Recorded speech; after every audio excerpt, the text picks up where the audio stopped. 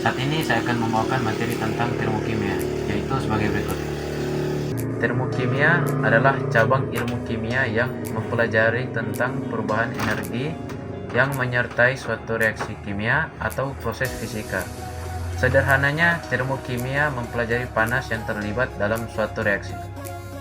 Konsep dasar termokimia, sistem dan lingkungan. Dalam termokimia, kita membagi alam semesta menjadi dua bagian. Sistem bagian yang kita amati, misalnya zat yang bereaksi, dan lingkungan. Segalanya di luar sistem, entalpi atau H.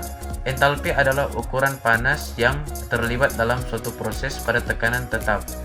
Perubahan entalpi delta H menunjukkan apakah suatu reaksi melepaskan atau menyerap kalor. Reaksi eksoterm dan endoterm. Reaksi eksoterm, reaksi yang melepaskan kalor ke lingkungan. Nilai delta H bernilai negatif, contoh pembakaran. Reaksi endoterm, reaksi yang menyerap kalor dari lingkungan. Nilai delta H bernilai positif, contoh fotosintesis. Hukum Hess. Hukum Hess menyatakan bahwa perubahan entalpi suatu reaksi tidak bergantung pada jalannya reaksi, tetapi hanya bergantung pada keadaan awal dan akhir reaksi. Aplikasi termokimia. Termokimia memiliki banyak aplikasi dalam kehidupan sehari-hari seperti industri, menghitung efisiensi proses produksi, merancang reaktor kimia, dan memilih bahan bakar yang tepat. Lingkungan, mempelajari dampak lingkungan dari berbagai proses kimia seperti pembakaran bahan bakar fosil. Biokimia, mempelajari metabolisme dalam tubuh makhluk hidup.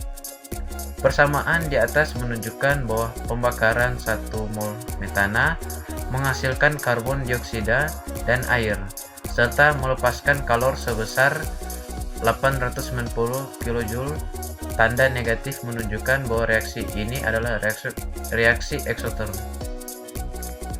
Aplikasi lain termokimia. Pengembangan baterai. Termokimia membantu dalam merancang baterai dengan efisiensi tinggi dan daya tahan lama. Industri makanan. Dalam industri makanan, termokimia digunakan untuk mempelajari proses pemanasan dan pendinginan makanan, serta perubahan kimia yang terjadi selama pengolahan makanan. Pengembangan obat. Termokimia membantu dalam memahami reaksi kimia yang terjadi dalam tubuh ketika obat diberikan. Sekian dari saya, terima kasih.